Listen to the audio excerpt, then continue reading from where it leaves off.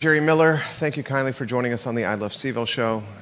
We enjoy connecting with you guys on the I Love CVille Network. A lot to cover on the program. On Tuesday, a question and answer session with Chief Kochis, Police Chief Kochis, and Mayor Juan Diego Wade. That will be Tuesday morning. I will be in attendance for that Q&A. That Q&A organized in large part because of the fallout of the council meeting a week ago and how it was covered in particular on this program and through this platform. We'll talk Mike Kochis and Juan Diego Wade in the question and answer session that will happen 1 week from today on the downtown mall. I will be in attendance. My questions will be very pointed toward Juan Diego Wade. And I would encourage anyone that's in attendance at this Q&A to ask extremely pointed questions as well of our mayor, Juan Wade. A lot we're going to cover on the program, including a conversation topic for you, the viewer and listener. Let's humor the Blue Ridge Area Coalition of the Homeless. Let's humor Judah, the Haven, and let's humor Judah. Is it Patcham? Yeah. Patcham? Pacham. Pacham. Yeah, I mean, either way is perfect. What's the acronym Pacham stand for? Do you know? I can find it. Let's humor these organizations. They want 3 designated homeless camping sites in the city of Charlottesville. Let's call them 3 tent cities. I like the word tent town. 3 tent towns because of the alliteration. You ready? Yeah.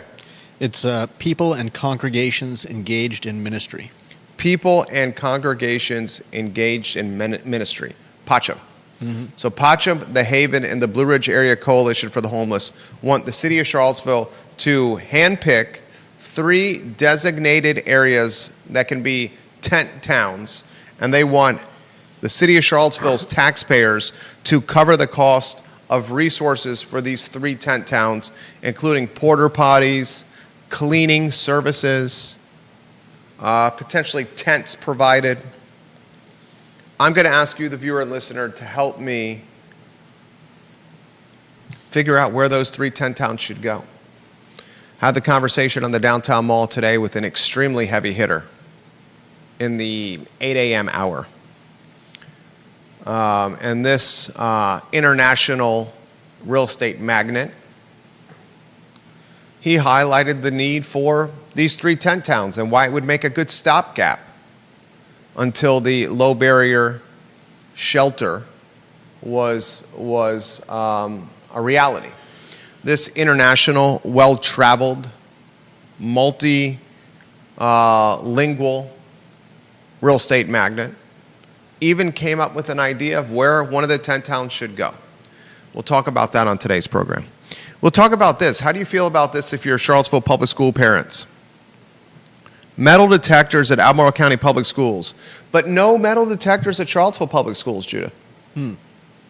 Albemarle County Public Schools, metal detectors. All you have to do is walk through them. What's the big deal? But no metal detectors at Charlottesville Public Schools. It's now official. We'll pick that apart like Thanksgiving turkey today on the I Love CVille Show. The University of Virginia, show of good faith, Judah. Yeah. Considering leasing and then selling Oak Lawn to city schools.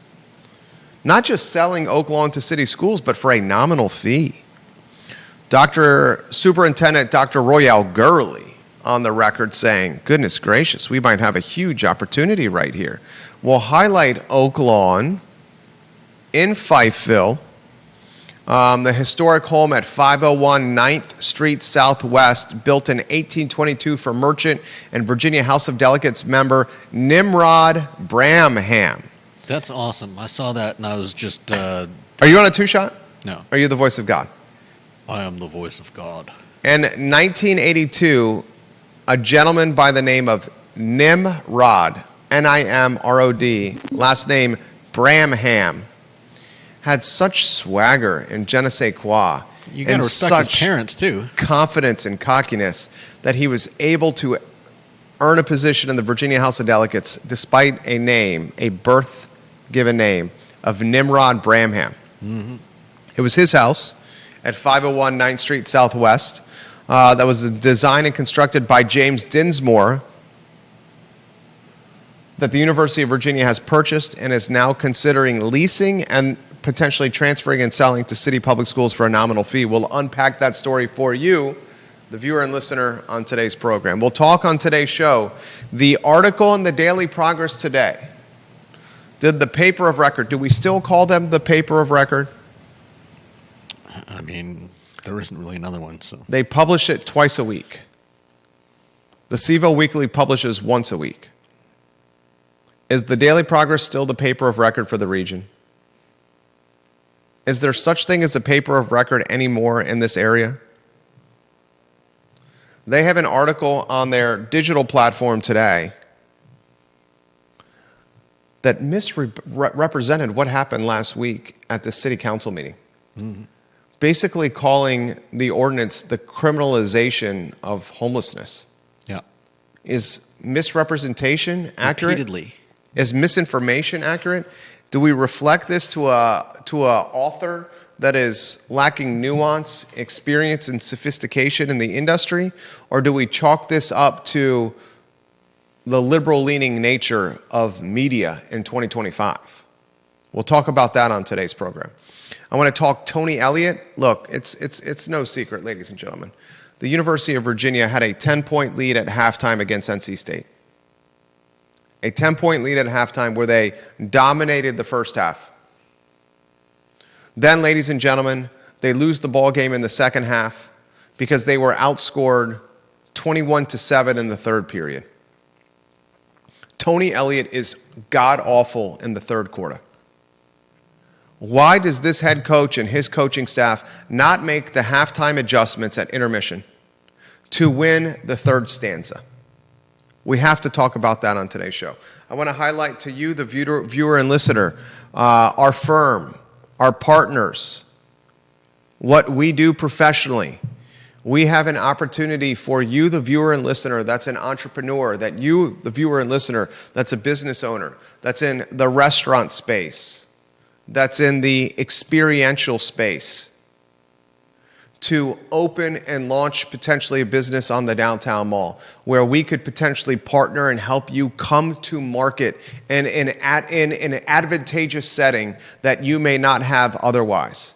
If this intrigues you, and we're going to vet you guys if you're the right candidate. It's not going to be a fly-by-night. You need a business model. You need a plan for attack. But if you're looking to open a restaurant in downtown Charlottesville in a gorgeous setting, or if you want to open a business in downtown Charlottesville in a gorgeous setting, in a well-positioned location, our firm, our partners can help incentivize, drive momentum behind your initiatives.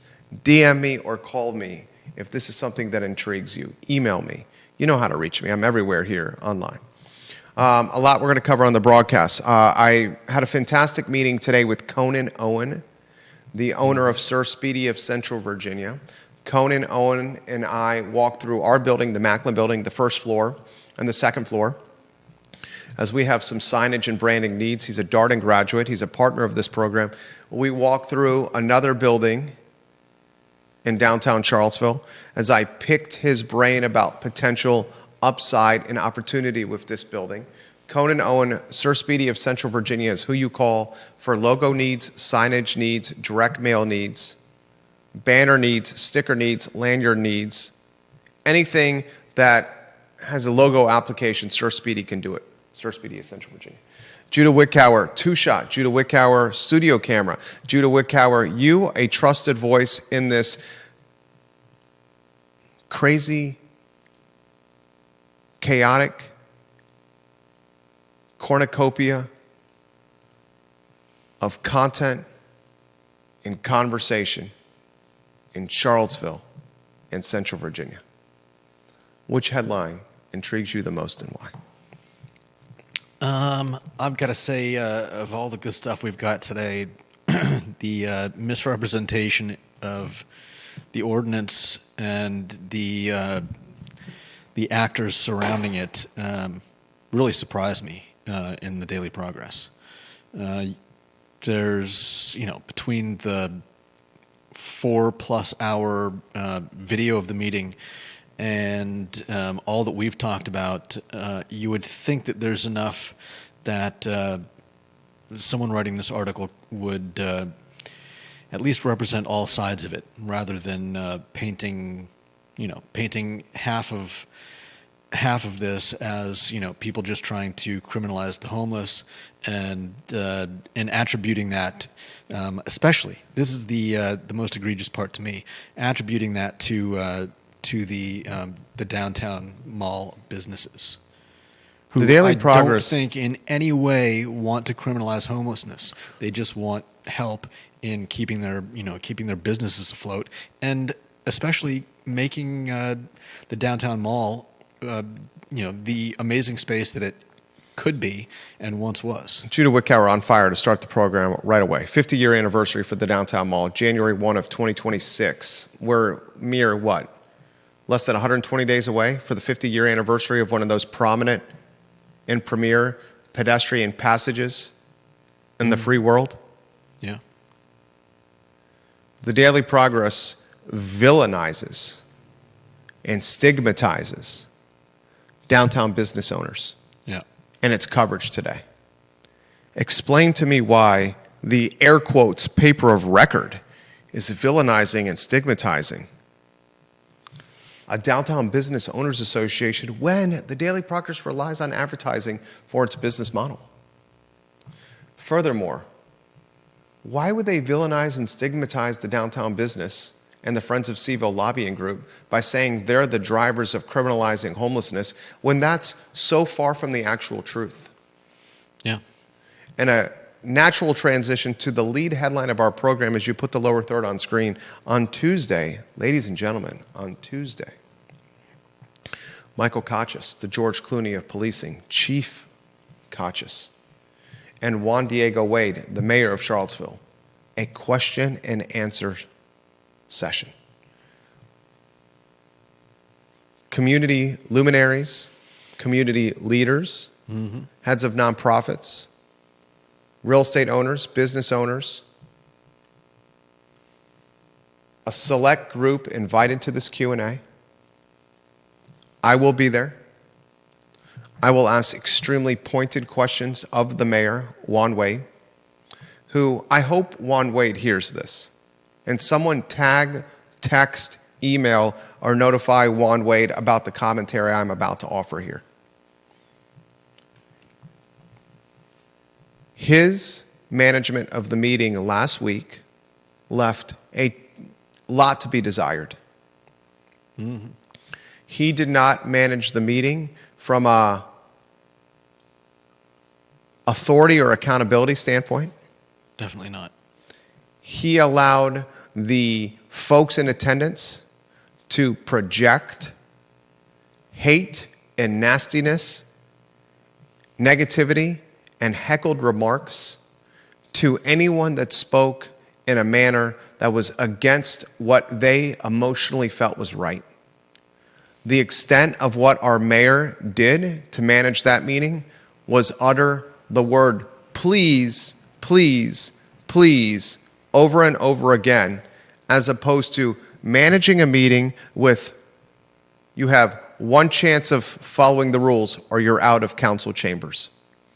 He allowed our police chief to be, how would you characterize what happened to Mike Kochis? I mean, he was heckled, but not nearly as badly as Guru Ackenbach. He allowed our police chief in a public setting to lose face. Essentially made him the fall guy for the council's own, I don't know what you would call it. It's the whole thing, as we've said, is mystifying in its details. Council instructed the chief, the city manager, and city staff to come up with this ordinance. And when the rubber met the road, council said, hey, where's this ordinance coming from? We want nothing to do with this. Before we get a low barrier shelter, we can't have an ordinance like this. As if in April, when they instructed the chief, the city attorney, the city manager, and city staff to come up with this ordinance, that a low barrier shelter would somehow materialize from April until now. Yeah. When they say in the meeting on Tuesday it's going to take more than a year to get one. Council, you look like a bunch of, you fill in the blank, viewers and listeners. My hope is Juan Wade on Tuesday will have questions that make him uncomfortable. I will ask some of them. Questions like, how do you prioritize the 240 roughly homeless in our community with the businesses that fund the coffers of your budget? Questions like, how do you prioritize the business district of Charlottesville, these 8 blocks, the downtown mall, that are the most important of the entire region, with the houseless population, many of whom are not from here anyway? I'm going to ask you, the viewer and listener, as you transition to designated camping sites with the lower third on screen. Now, after Tuesday's meeting, the Blue Ridge Area Coalition for the Homeless, the Haven, and Patcham, Yeah. that acronym again? That acronym is the People and Congregations Engaged in Ministry, and it really is a good group. I'm sure all the groups that are in on this are, have good intentions, and my church has personally helped Patcham. They generally cycle through a bunch of the local churches during the colder months to give unhoused individuals a place to sleep at night. Now they want the city to say, give us 3 sites for tent towns for the homeless. We want 3 city-designated tent town sites in this small city. And we want you, the taxpayers, to cover the costs for infrastructure for the tent towns. Porta potties, lighting, cleaning services, tents provided, running water. I don't think they need tents provided. Water of some know capacity. How they would do running water. Bottled water provided. Tent towns. They want tent towns. I offered my opinion yesterday on creating tent towns locally. I said, if you build it in the words of Kevin Costner, Shoeless Joe Jackson, and one of my favorite movies, Field of Dreams, if you build it, they will come. But it will not be the Chicago Black Sox that come from the corn maze to play a beautiful brand of baseball in some Midwestern farm. Instead, if you build it, they will come. It will be a houseless population that certainly increases in number.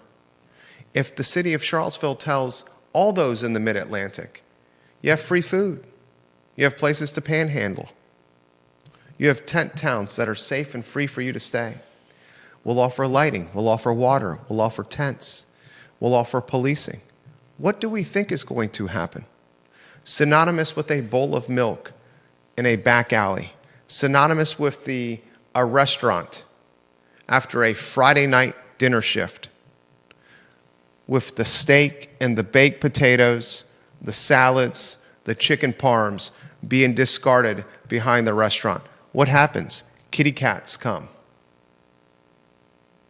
And a habit is established. But let's humor the Blue Ridge Area Coalition of the Homeless. Let's humor the Haven. Let's humor Patcham. They want 3 designated tent towns in the city. Where should they be? I talked to a real estate magnate this morning on the downtown mall in International, a man with many stamps on his visa, a heavy hitter locally, has property everywhere. And he said to me in a whisper, and Curtis, I'm not going to whisper for you because I love you too much, but he said to me in an accented communication, Jerry, let's give them what they want. Use your show today to convey why this is a good idea. And I said to this international real estate magnate, his accented voice, his stamped visa, won't this be a roadmap for the houseless to Charlottesville if we roll out 3 tent towns locally and provide infrastructure? Won't this be Charlottesville on a megaphone telling all those if you build it, they will come? And he said, it gets them out of the business district. Potentially. I don't think it will. I don't know that it will. Because the tent town does not offer what? I would say it doesn't particularly... There's multiple answers here. I know. For one, I would say it doesn't particularly offer any proximity to the services like the Haven. In fact... Very succinctly, just be succinct. Multiple choice. Tent towns, designated areas locally, does not offer what succinctly? Proximity to services. Free food at the soup kitchens and shelters locally. Panhandling opportunities to make money.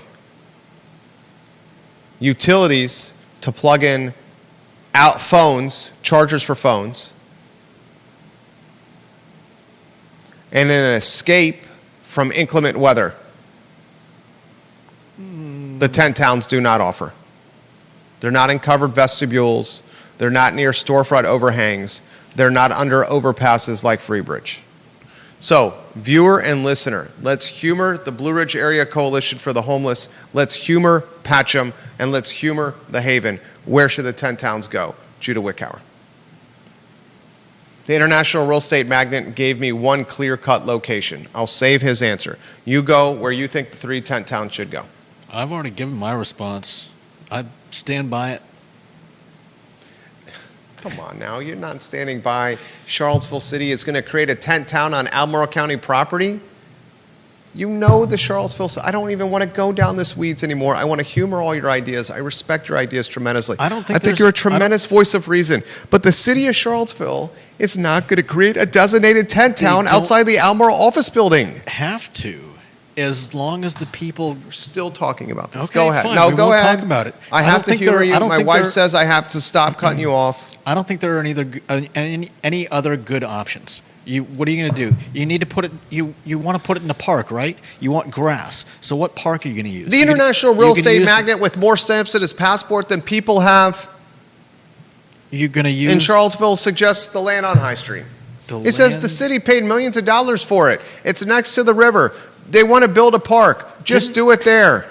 I mean, if we're gonna talk about absurdities, what didn't they just move people out from underneath a bridge? They moved it from out from under. Touche. That's a point that you should make. They moved it out from under Free Bridge. Out from under Free Bridge, which is the trailhead. Out from under Free Bridge, which is not owned by the city. Who cares? Not owned by the city. They actually own the land on High Street. I'm going to say this. Your idea that the city of Charlottesville is going to create a tent town on Albemarle County owned property is outrageous. But if people started, okay, let me phrase it a different way. If people created their own tent town there, who is going to stop them?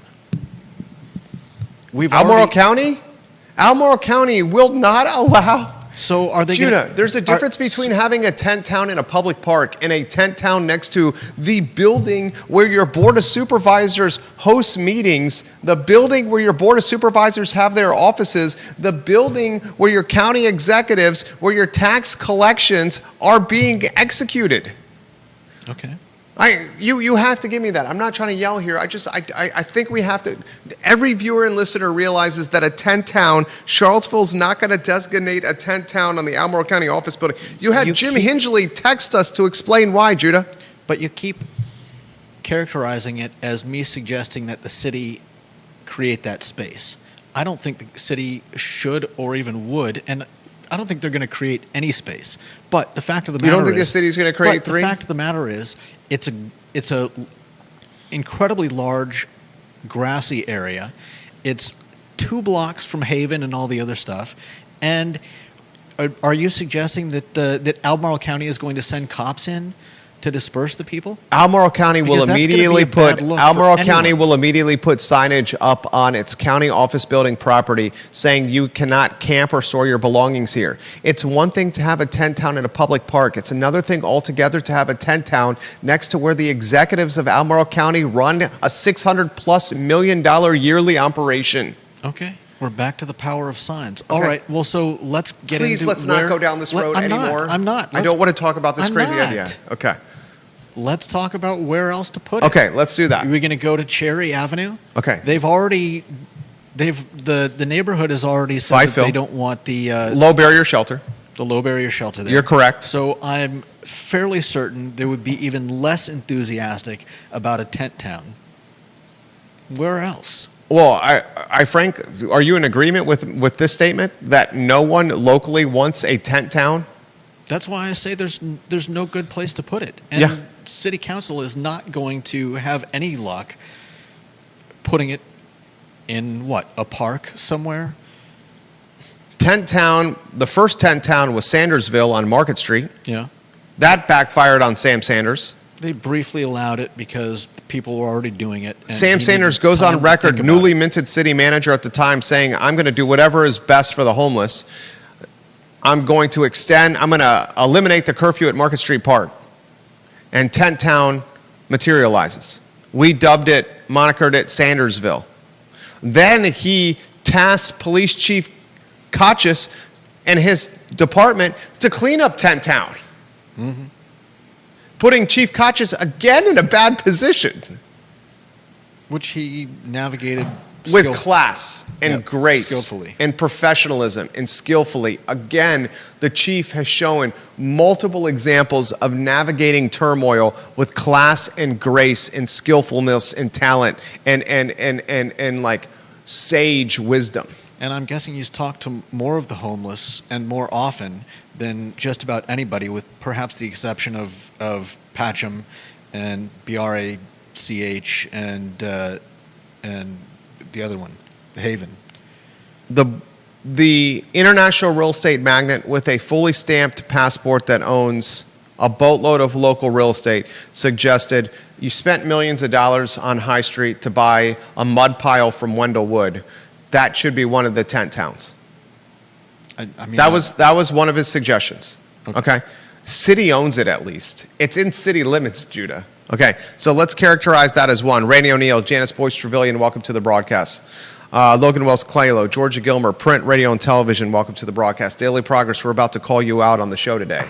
So the reporters that are watching, we are going to hold you accountable for what is a terribly reported story in today's newspaper. yeah. Especially considering the week has gone by. Yeah, I know.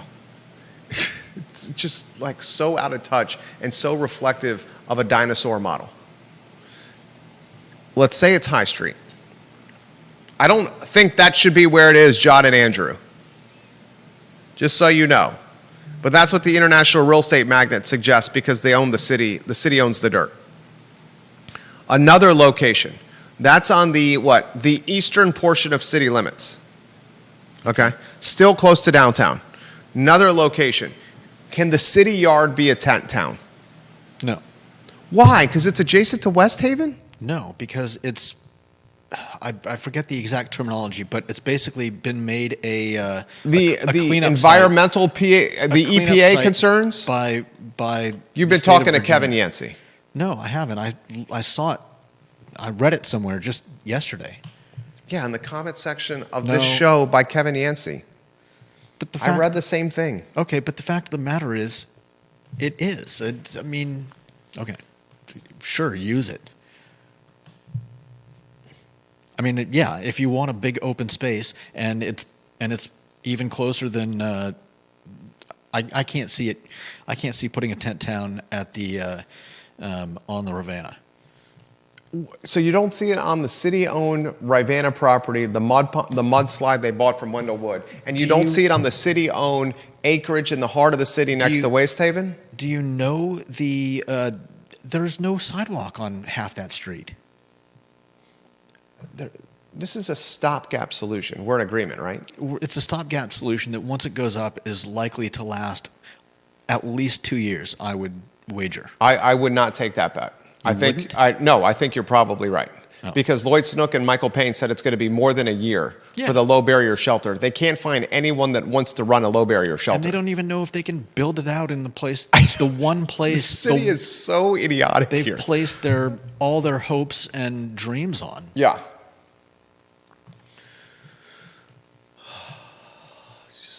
I'm going to have a whoso moment here.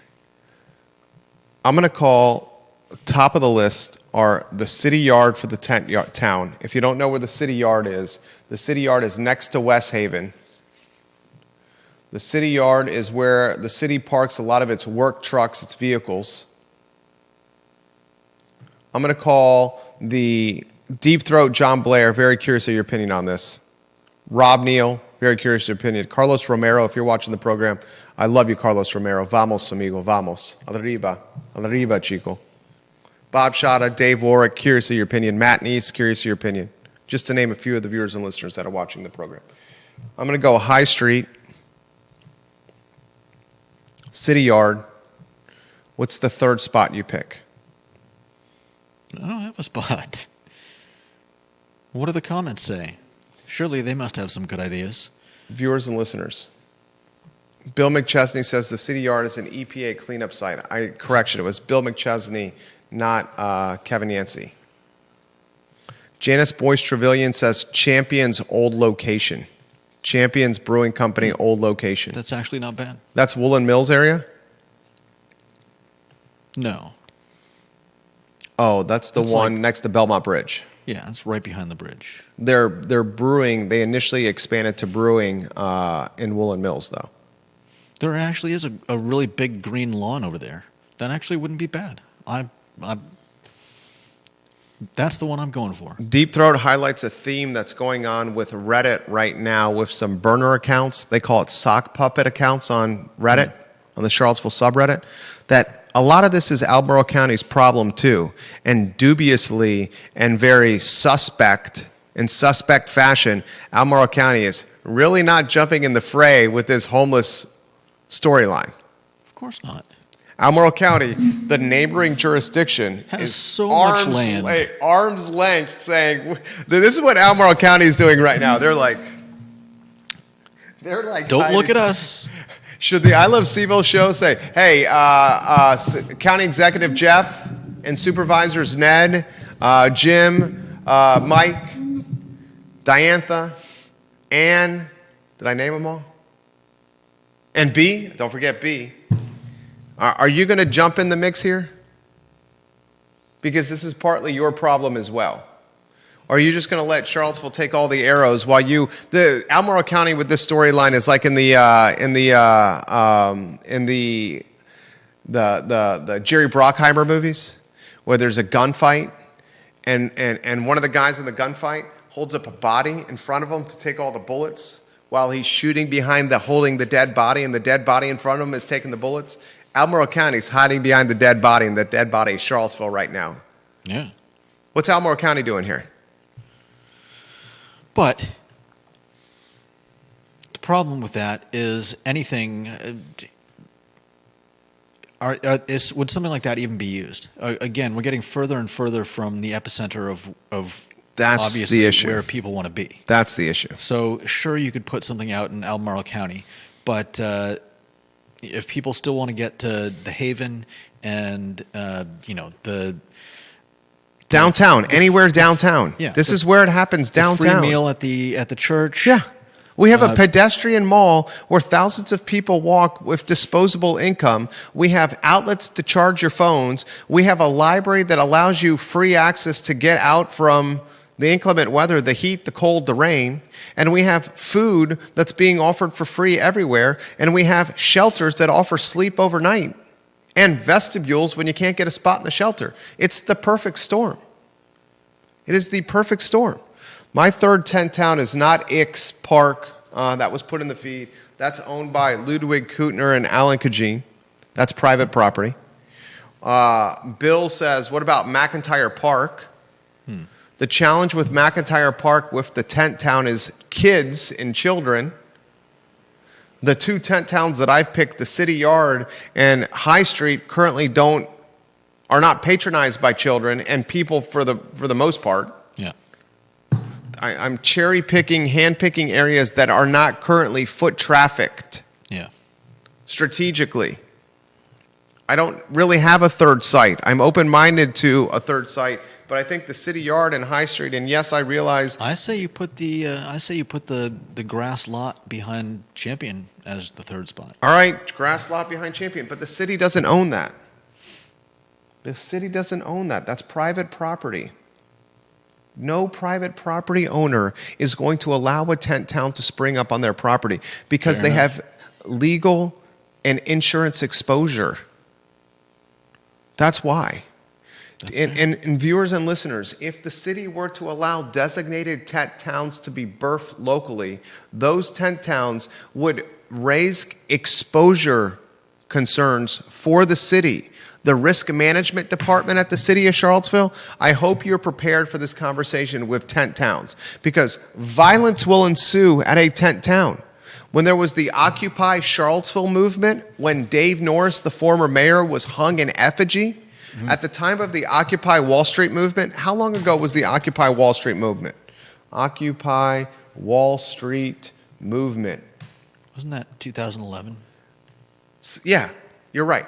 September 17th, 2011. We had an Occupy Charlottesville movement in 2011. There was a tent town in Market Street Park in 2011. This is institutional memory from yours truly. I've been here 25 years now. There was a tent town there. I was walking through that tent town just because I'm a voyeur of human behavior.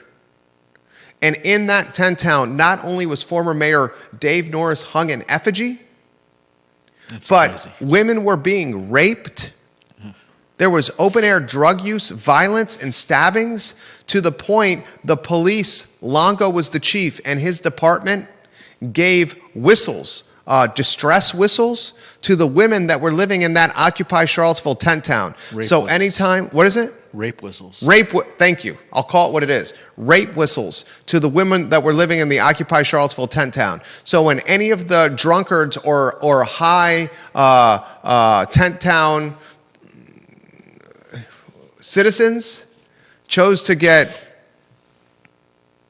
break the law sexually, the rape whistles were blown into. And those whistles were blowing off left and right, ladies and gentlemen. That led to the demise of Tent Town and Occupy Charlottesville. Women were being raped and people were being stabbed.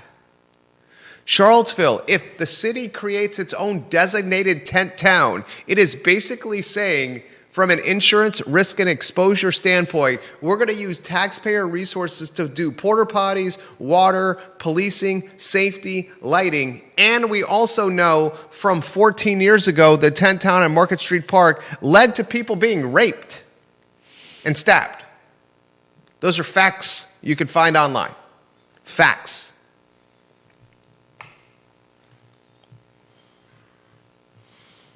Bill McChesney says, build out the Dewberry.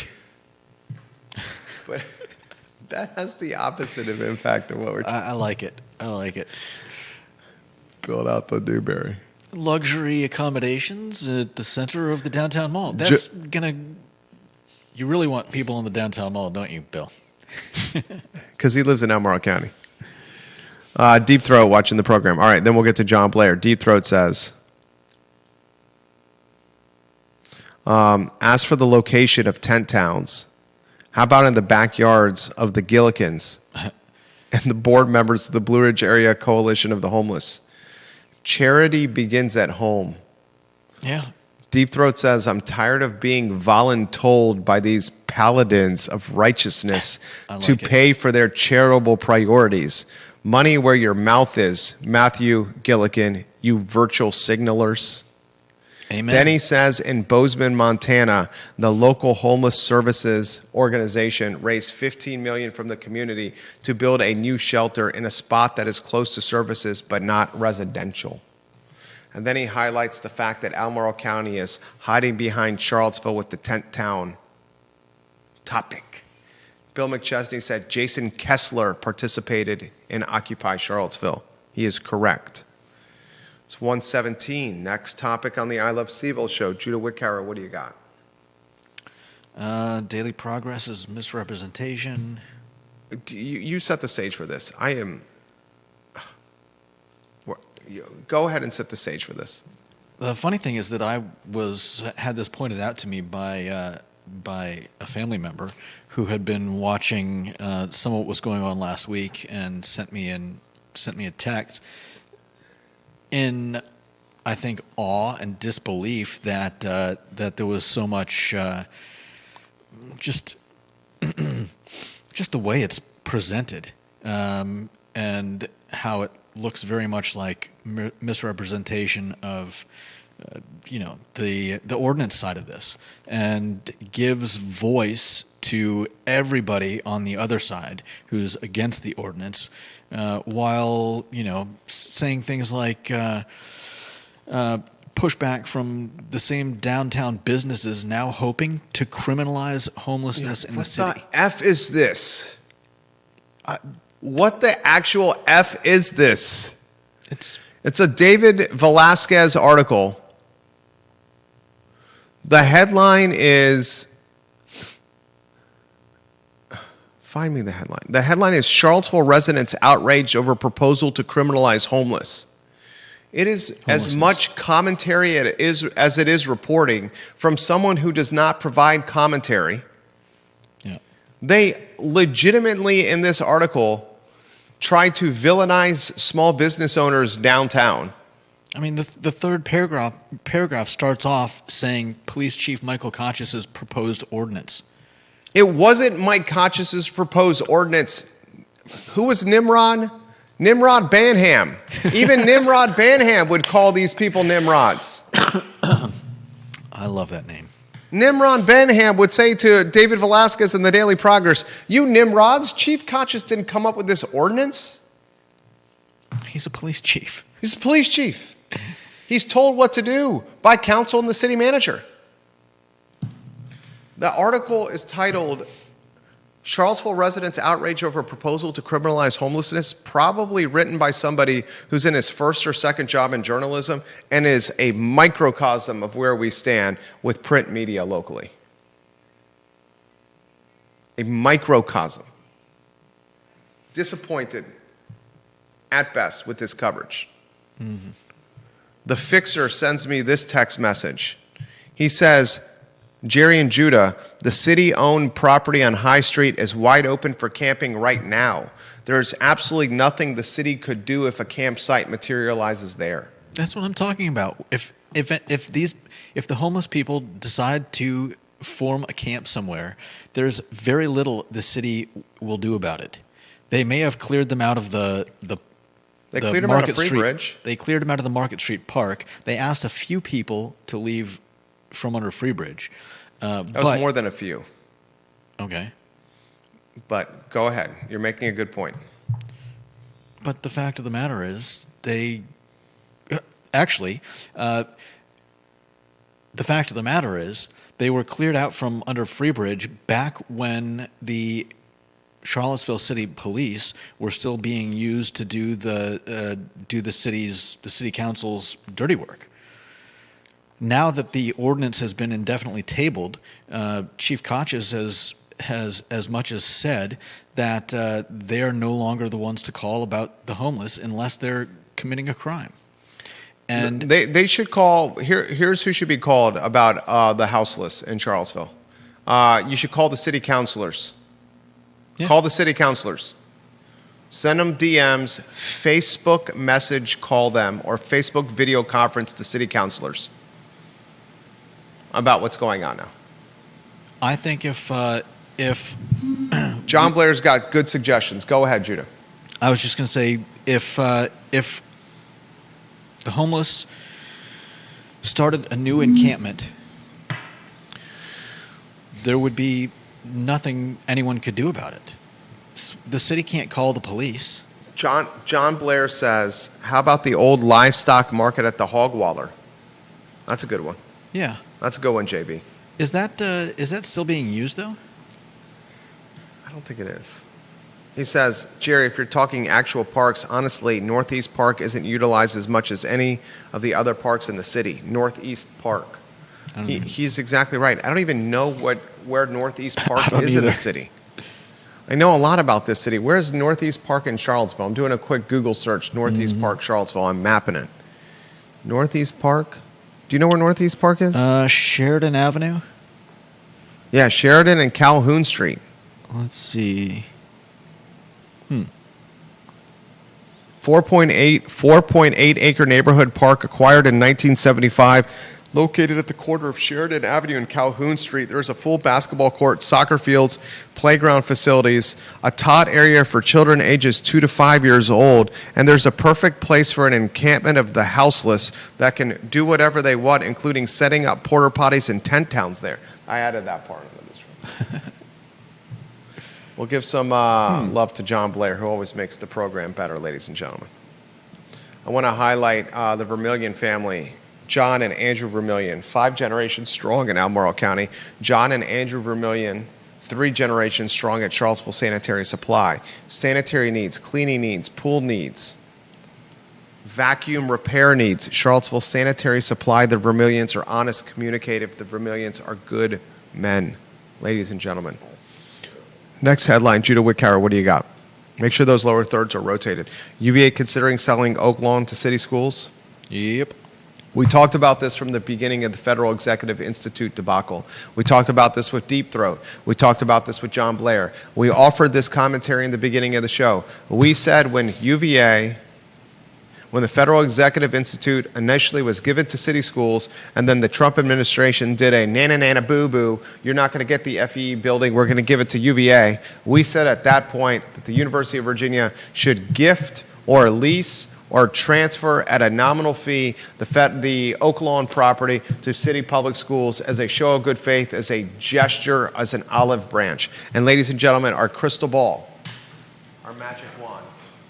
No, Bill McChesney, the great Giardini, and the great Bubini are not coming back. But our magic wand here said, UVA, give the Oak Lawn property to Charlottesville Public Schools. And Judah Wickower, that's what's happening. Fifeville, Oak Lawn, scuttlebutted as a daycare for UVA faculty, UVA employees. Their kids, not themselves. That was a zing at Melinda Kibbe and Craig Kent. Their children. Now gifted, potentially leased, and transferred at a nominal fee to city public schools. They're going to be talking about this on Friday in the BOV meeting. Good move, UVA. UVA understanding the power of public perception with this, finally. Next headline, Judah Wickower, what do you got? Let's see. Make this make sense, okay? No weapon detectors at Charlottesville City Schools, but weapon detectors at Albemarle County Public Schools. All you have to do is walk through a metal detector. You're going to walk through metal detectors at Albemarle County Public Schools. Those are in effect right now. But you're not walking through metal detectors in Albemarle County Public Schools. If you're a parent in Albemarle County Public Schools, you're doing this. Whew, thank God. Breathing a sigh of relief. The vast majority of you. If you're a parent in Charlottesville Public Schools, the vast majority of you are doing this. You SOBs, why are you listening to the Gillikins? Screw those Gillikins. Who are pushing for the no metal detectors. There are also, maybe it's the same people, I don't know, but... what is wrong with also going through a metal no detector SROs. if you don't have a weapon? No, answer. Can you help me answer that? I can't answer it for you. If you don't have a weapon, what's the problem with going through a metal detector? I mean... Make it make sense. At Charlottesville Public Schools, for sporting events, you have to walk through a metal detector. Make it make sense. Charlottesville Public Schools, when you enter the high school, you do not have to walk through the metal detector. So at sporting events, when there's a fraction of attendance of the high school itself, you have to walk through a metal detector. But at the high school itself, when it's the largest volume of people, you do not have to walk through a metal detector. Make it make sense, Superintendent Dr. Royale Gurley. Make it make sense, Charlottesville School Board. Make it make sense, Gillikins. No one can. No one can. Next headline, Judah Wickower, what do you got? Is this Tony Elliott? Yep, this is Tony Elliott. Tony Elliott. Ay, mi madre, que pasa, chico? Coño carajo, Tony Elliott. Coaching. Again. Missed field goals. Botched fourth down calls. Going into halftime with a 10-point lead, Tony Elliott, to lose by 4 points, 35-31, when you're outscored 21-7 in the third stanza, the third period, the third quarter. Tony Elliott, how many third quarters have you lost in your 3 years and change coaching in Charlottesville? Tony Elliott, that loss to NC State is a significant loss. One we will point on at the end of the season as, goodness gracious, that could have been bowl eligibility. Or goodness gracious, that's the difference between a 6-win season and a 7-win season, or a 7-win season and an 8-win season. Goodness gracious, what could have been if you beat NC State in Raleigh and then gone 4-0 with wins against William & Mary and Stanford. They have the Tribe on Saturday. William & Mary is going to come up to Scott Stadium. They don't travel that well, that fan base. I'll put the over-under at 35,000 people. 35,000 people in attendance. There's going to be the announced attendance, then there's going to be the actual attendance. I will bet you the actual attendance at Scott Stadium on Saturday will be sub 35,000 people. Mark it down. I got the wand. Mark it down. And when a Scott Stadium that seats more than 60,000 people has 35,000 people in it, that's a delta of 25,000. And 25,000 empty seats is a significant economic impact locally. Significant economic impact locally. Think about it. I have a 1:30 meeting. I'll close the program with this. Restaurant owners and business owners, if you're looking for a new space for a restaurant, a new space for events, or an experiential business model, contact me, DM me, reach out to me. We can help invest in your future with a couple of space opportunities for you. We can do this through a structured lease that is, frankly, a lot of upside on the front end of your term.